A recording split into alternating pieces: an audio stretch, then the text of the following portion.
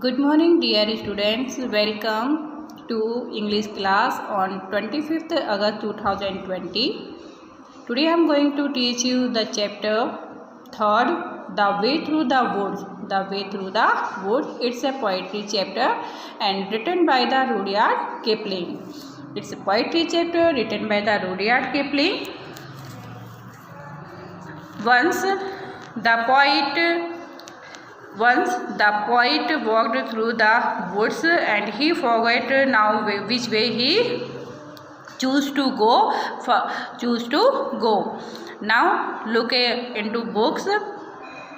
They showed the road through the woods 70 years ago. They showed the road through the woods 70 years ago. 70 साल पहले ये रास्ता क्या कर दिया गया था? बंद कर दिया गया था। यानी जंगल का जो रास्ता है, वुड्स मीन्स जंगल, जंगल का जो ये रास्ता है 70 साल पहले क्या कर दिया गया था? बंद कर दिया गया था या बंद हो गया था। Weather and rain have undone it again.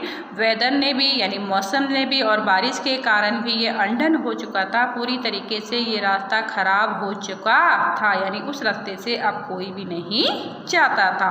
And now you would never know, और अब आपको पता भी नहीं चलेगा, यानी कभी भी आप नहीं जान पाएंगे कि कौन से रास्ते पर आपने जाना है, यानी जंगल में कहीं से भी रास्ता जाने को नहीं दिख रहा।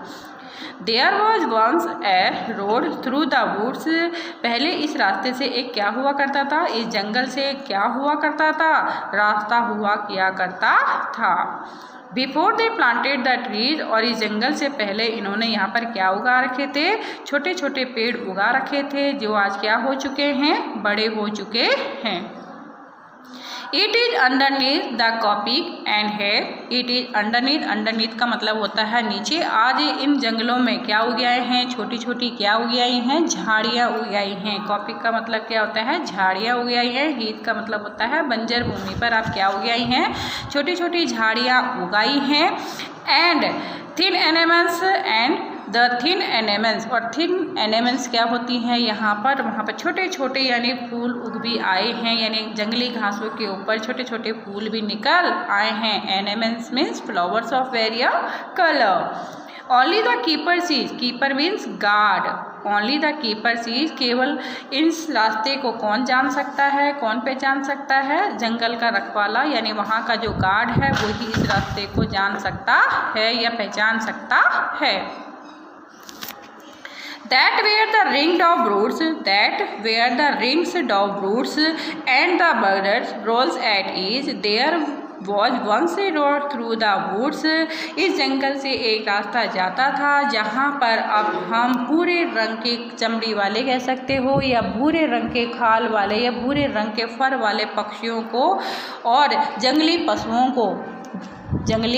पशुओं को और पक्षियों को क्या कर सकते हैं? देख सकते हैं। केवल यहाँ पर इस जंगल में अब उन्हीं का ही निवास है। रिंग्ड ऑफ रूट्स का यानी पक्षियों का, और बर्ड्स का मतलब होता है जानवर जिनकी भूरी खाल होती है या फर वाले जानवरों को अब हम इस जंगल में देख सकते हैं।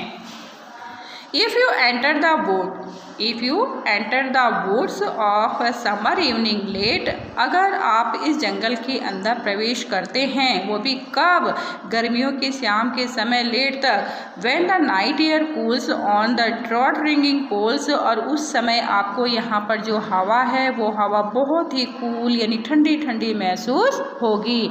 और ट्रॉट रिंगिंग पोल्स, और जो ट्रॉट है यानी क्या कहते हैं उन्हें? क्या कहते हैं, एक तरह से वाटर फिश भी कह सकते हैं ट्रॉट का मतलब, और यहाँ पे फ्रॉग भी कह सकते हैं जिसे हम क्या कहते हैं? मेंढक भी कहते हैं। ट्रॉट रिंगिंग पोल्स, और पानी में हमें क्या सुनाई देंगे? यहाँ पर वाटर फिश की आवाज़ें सुनाई देंगी। Where the otter whistle he met, जहाँ पर ऑटर भी यानी मेंढक भी अपने दोस्तों के साथ में क्या कर रहे होते हैं? सीटी बजा रहे होते हैं यानी टरटरा रहे होते हैं। उस समय हमें यहाँ पर ऐसा देखने को मिलता है। They fear not men in the wood. They fear not men in the wood. जंगल में किसी को भी क्या नहीं लगता है? डर नहीं लगता था। Because they see so few, क्योंकि इन्होंने बहुत पहले इसे देखा था। You will hear the beat of the horse feet. You will hear the beats of the horse feet. Beats of the horse feet. आप वहाँ पर घोड़ों के पैरों की चलने की या खुरों की आवाज़ों को क्या कर सकते हो, सुन सकते हो. And the switch of a skate in the dew, और वहाँ जंगल में जो क्या गिरी हुई है, ओस गिरी हुई है, और वहाँ पर उस ओस के ऊपर आप क्या कर सकते हो, स्विच. स्विच यानी घुड़सवार की, जो घोड़े की सवारी करता है, उस घोड़े की सवारी करने के पैरों की आवाज़ हमें वहाँ पर सुनाई देती है. हॉर्स फीट, घोड़ों की पैरों की आवाज़. And hear the beat of camel, सरसराहट की आवाज़. घोड़ों के पैरों की सरसराहट की आवाज़ हम सुन सकते हैं. घुड़सवार जो कि उस ओस के ऊपर अपने घोड़े पर सवार होकर आगे की ओर बढ़ रहा था.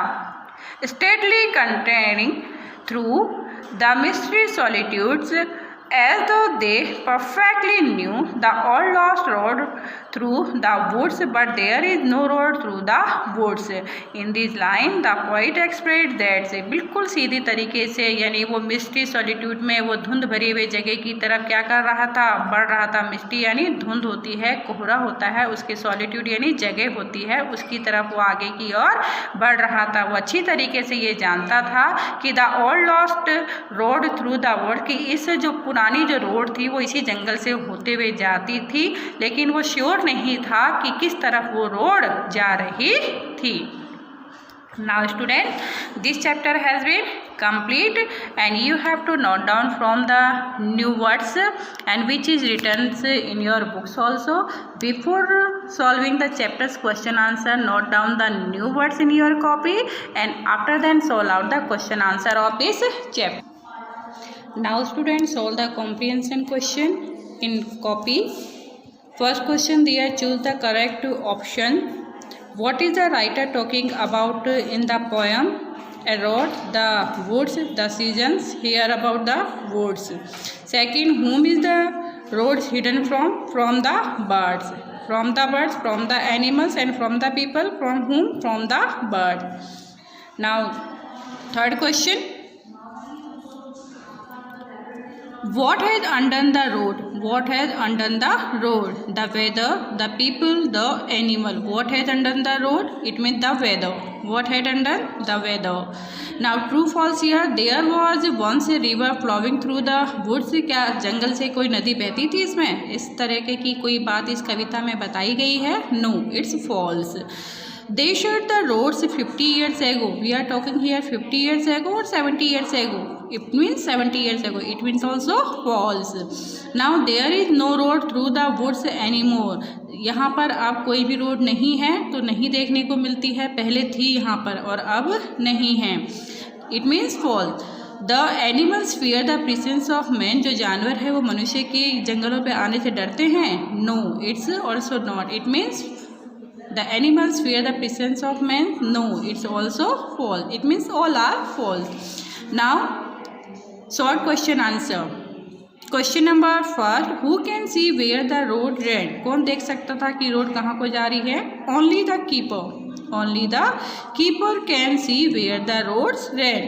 Second, why would anyone never know the roads? Because weather and rain have damaged it. Because weather and rain have damaged it. Third, what is the road in the wood covered with now? The road in the wood covered with wild grass and misty.